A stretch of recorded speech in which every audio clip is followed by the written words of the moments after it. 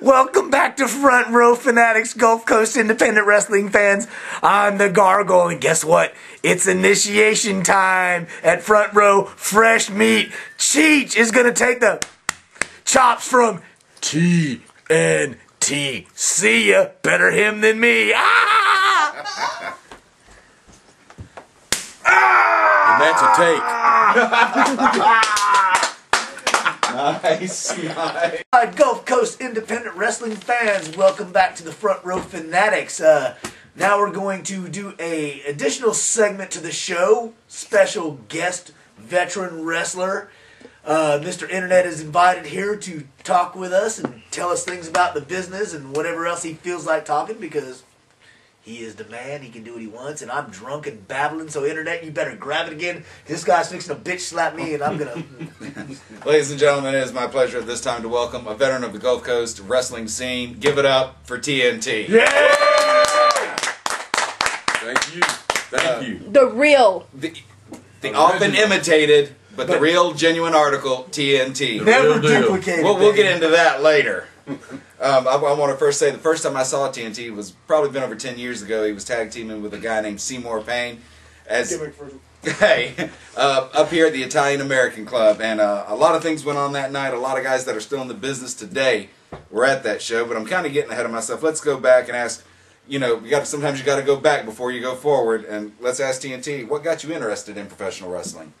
I always watched wrestling on TV as a kid. When I'd go stay with my granny, every Saturday night she'd make a big bag of popcorn and a jug of Kool-Aid, and we'd sit there and watch them wrestling matches. Hell yeah. And that was my start of wrestling. Absolutely. Now, what was the first match you remember watching? I mean, was there a certain match you saw that made you say, yeah, I love this? Mario Galento and Don Carson. Wow. Back in the early 60s, like I say, at my granny's house, man, they beat the tar out of each other. Blood, I mean, it was cool. I loved it.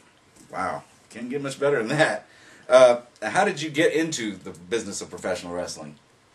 Well, after I retired from football, I was a bouncer at a bottle club in Warrington over there. And Ricky Gibson's mother-in-law owned the place. So when Ricky had come to town, I'd get to talk with him and got friends with him. And I got to meet a lot of the wrestlers that would come in there. And a promoter come up there one night and asked me if I'd like to give it a shot. And I said, sure, I'll go for it. Wow. That's how I got started. I imagine back then it was a little different than it is now. I mean, it's a whole lot different. Yeah, that seems to be the general consensus. I mean, from the people we've talked to, from the new guys all the way to the veterans, they all seem to say the same thing, that back then when wrestling, I said, was a little more, it's just a whole different ballgame back then. It is. Back then, you didn't want to say, I want to be a wrestler and go look for a place to train. You were pretty much recruited. Right. By either your football or amateur wrestling, your background, bouncer. Right. The promoters kind of recruited the guys, and it's a lot different than it is now. Wow. Now, after you got in the wrestling business, do you remember who your first match was? Yes, I do. My first match, I was in a tag team match. Old Bob Hall was my tag team partner, and I went against Kerry Booth and the Alabama Cowboy in a tag team match, and I won my first match. Oh, wow. I pinned the Cowboy. Where was that at? That was at the Border Street Arena, WOW. A lot of people in this area should remember that. Now, over your long career, what would you say is your favorite match you've been in, or most memorable, or... I can give you two of my most memorable matches. One was in Biloxi. I beat Uncle Elmer for the WWF Super Heavyweight title of the world. Wow. I knocked him out with his cowbell. Won Nice. his belt.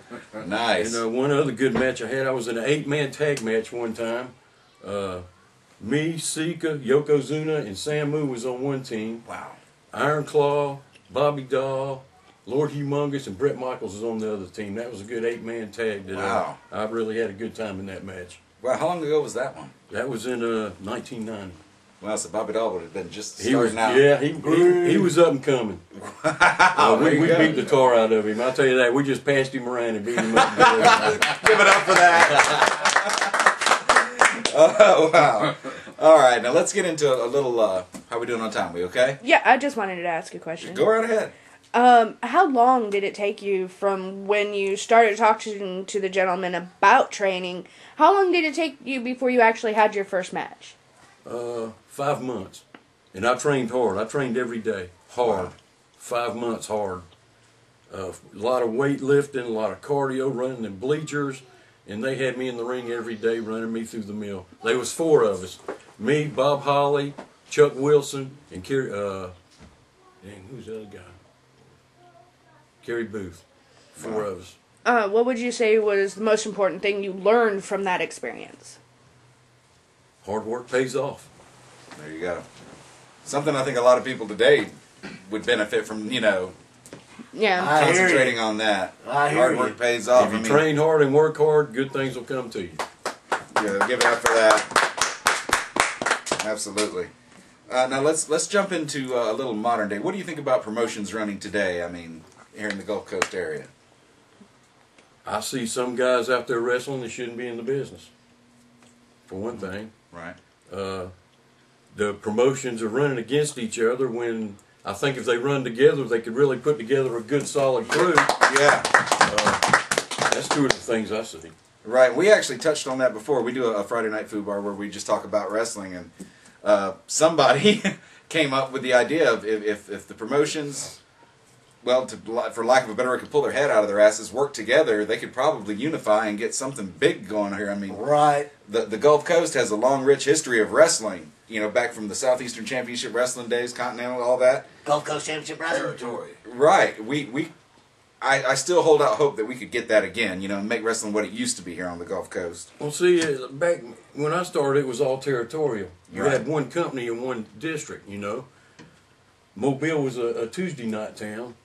Birmingham was Friday night. Dothan was Saturday night. Pensacola was Sunday night. Right. Nobody else run in this area. You just had that one company, and all the the better guys was at that one company.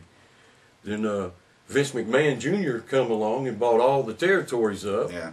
And then the independents just went crazy after that. Right. When I worked independent, man, I'd work for 5 or 6 companies at the same time. I'd work for your company tonight, his company tomorrow night, that company next night. I mean, we were still working every night, just different companies. Wow. And I remember back in those days when we had territories, when talent got a little stale, it would seem like they would filter some out, and some would go to a different territory. Exactly. So things didn't get stale, and I'm not. I wish it could go back to that, but maybe I'm hoping for No, too the sad much. thing, which you many want to ego. say happens around here. That's right. It's all an ego thing, man.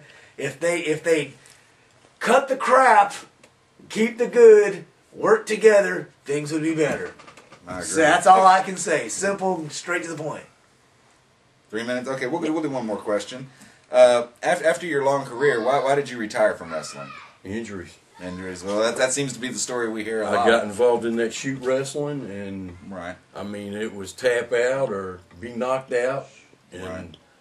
I've been knocked out, but I'd never tap out. Right. And just the injuries. Where did that take place at? Where were you Louisiana. at? Louisiana. Bossier City, Alexandria, Lake Charles, good money, killer money.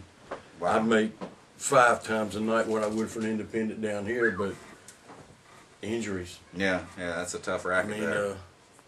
they'd stitch you up in the back, man. I mean, it was rough. Yeah. Wow. All right, well, we're going to take a break, but we're going to be right back to another segment with the original TNT. TNT. Oh!